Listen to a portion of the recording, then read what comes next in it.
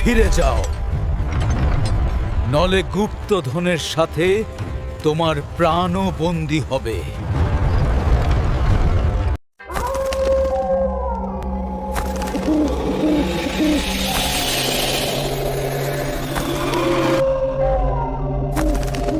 গল্প গুপ্তধন ও অভিশাপের চাবি। লেখক নাহিয়ান আহমেদ। পর্ব ৪, রক্তের ঋণ ও সিন্দুকের ডাক।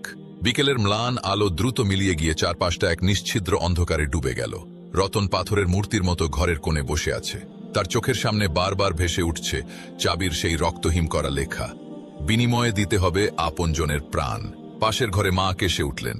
সেই কাশির শব্দ রতনের কানে চাবুকের মতো লাগলো। সে কি তবে টাকার লোভে নিজের জন্মদাত্রীকে বিপদে ফেলছে? রতন ঠিক করল, এই অভিশপ্ত চাবি সে আর রাখবে না। সে জানালার বাইরে চাবিটা ছুঁড়ে ফেলে দিতে চাইল, কিন্তু অবাক কাণ্ড, চাবিটা সজোরে ছুঁড়ে মারার পরও সেটা মেঝের ওপর ঠিক আগের জায়গায় ফিরে এলো, যেন কোনো অদৃশ্য সুতো দিয়ে চাবিটা রতনের ভাগ্যের সাথে গেঁথে দেওয়া হয়েছে। রাত বাড়ার সাথে সাথে ঘরের তাপমাত্রা অস্বাভাবিকভাবে কমতে শুরু করল। হঠাৎ রতন দেখল, মেঝেতে রাখা চাবিটা থেকে নির্গত হওয়া সেই ধূসর কুয়াশা ধীরে ধীরে তার মায়ের ঘরের দিকে সাপের মতো এঁকে বেঁকে এগিয়ে যাচ্ছে।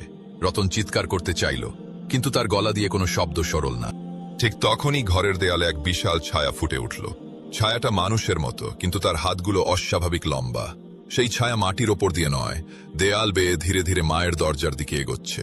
রতন বুঝতে পারল, এটাই সেই অভিশপ্ত ছায়া যার কথা সুরেশ কাকা বলেছিল। মরিয়া হয়ে রতন চাবিটা হাতে তুলে নিল।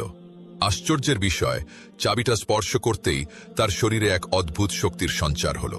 চাবির গায়ে তখন নতুন একটি লেখা ফুটে উঠল, রক্ষাকর্তা হতে চাইলে সিন্দুকের তালা খোল। সিন্দুকই পারে এই ছায়াকে বন্দী করতে। কিন্তু সিন্দুক কোথায়? রতন পাগলের মতো ঘর খুঁজতে লাগল। হঠাৎ তার মনে পড়ল বাবার আমলের সেই পুরনো ভাঙা কাঠের আলমারিটার কথা, যেটা ঘরের এক কোণে ধুলোবালি মেখে পড়ে আছে। সেটার পেছনেই কি কিছু লুকিয়ে আছে?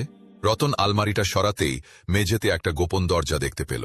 কাঠের পাল্লা তুলতেই নিচে নেমে গেছে অন্ধকার এক সিঁড়ি। নিচে এক ছোট কুঠুরিতে রাখা আছে একটি বিশালাকার লোহার সিন্দুক। সিন্দুকটির গায়ে মানুষের হাড়ের মতো সাদা রঙের কিছু নকশা করা। রতন যখন সিঁড়ি দিয়ে নিচে নামছে, তখন ওপর থেকে তার মায়ের আর্তচিৎকার কানে এলো। রতন দ্বিধায় পড়ে গেল। সে কি ওপরে গিয়ে মাকে বাঁচাবে, নাকি সিন্দুক খুলে এই অভিশাপের শেষ দেখবে? নিচে সিন্দুকের ভেতর থেকে তখন এক বিচিত্র আওয়াজ আসছে, যেন কেউ ভেতর থেকে নখ দিয়ে লোহায় আঁচড় কাটছে। Catch catch catch. পরের পর্বে থাকছে, রতন কি সিন্দুকটা খুলতে পারবে? সিন্দুকের ভেতরে কি সত্যিই সোনাদানা আছে, নাকি আরও বড় কোনো বিপদ ওতো পেতে বসে আছে? গল্পের এই নতুন মোড়টি কেমন লেগেছে সবাই কমেন্ট করে জানান।